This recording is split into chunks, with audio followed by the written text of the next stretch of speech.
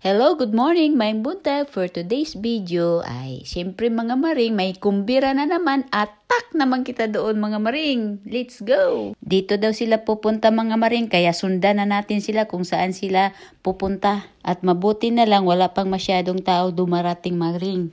Para masugdan na nato dahil maring ang atong kumbira ay lagi na naton dira ang aton mga pagkaon nga dala. Kanya-kanyang luto, kanya-kanyang dala ito mga maring, kaya okay lang kay marami man kayo, kaya marami na din ang ating mga pagkain dyan.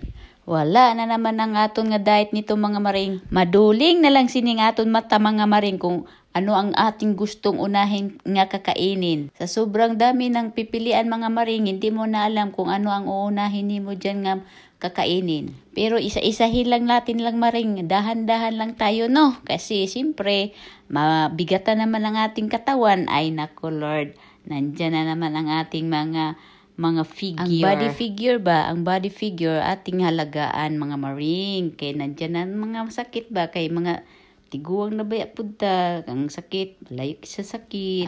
Dito na sila.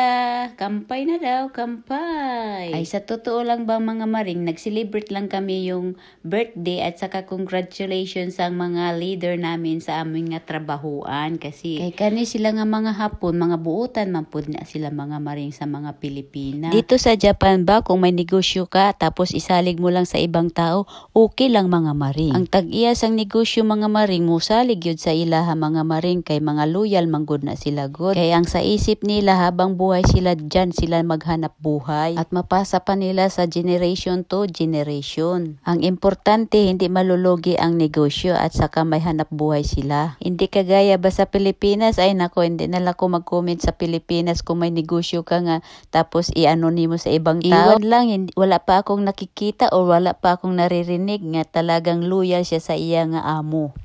Ang nabalitaan ko lang ay pag Pilipino naghawak ng pera, mag-take advantage gid ina mga maring, kaya malulugi talaga ang negosyo. Sana ganito din ang ating mindset ba? Mindset nga dapat isa puso mo din at isipan mo din nga yung hanap buhay natin habang buhay, kasi nandyan ang ating mga araw-araw kinukuha ang pagkain, tapos makatulong din tayo sa ating mga anak na para sa sunod naman mo trabaho sila, meron sila dyan makatrabaho na din sa ganun nga kumpanya. Diba ganun ang utak ba? Hanggang sa kaapuhan natin, ganun. Dili kay mainggit ka sa amo, tungod kay ang amo nimo wala nagtrabaho, ay syempre lang kay ang utak nila yan, ang pira ang pinagpagalaw nila, ganun yan. Kaso lang po diri sa Japan mga maring, high-tech naman good po ang ilang mga system diri sa ilang mga negosyo. Dali lang nimo ma-inventory ba kung may kulang ba ang imo nga product, or logi ka ba, or nakaano ka ba sa imo nga negosyo, ganun, diba? Dali lang nimo ma-assist ba? At maliban pa dyan, meron pang CCTV nga makikita ng mga amo kung ano ang ginagawa ninyo o kung nagtrabaho ba talaga kayo dyan sa loob ng kumpanya. Sa aton kay mano-mano baya mga maring, kung wala makakita ang imo mata nga walang imo amo, ikaw pud lingkod-lingkod, wala gagalaw-galaw. Kung nahanap pud ang imo amo ka pud magalaw-galaw. Ay nako, wala talaga sinso ang Pilipinas.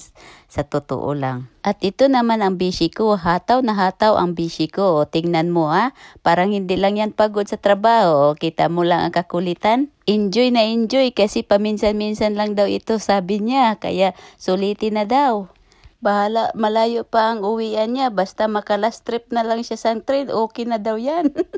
Sana makita ito siya ng producer o director man lang para musikat ito siya sa sobrang kajukir kaayo mga maring. Perti kaayo.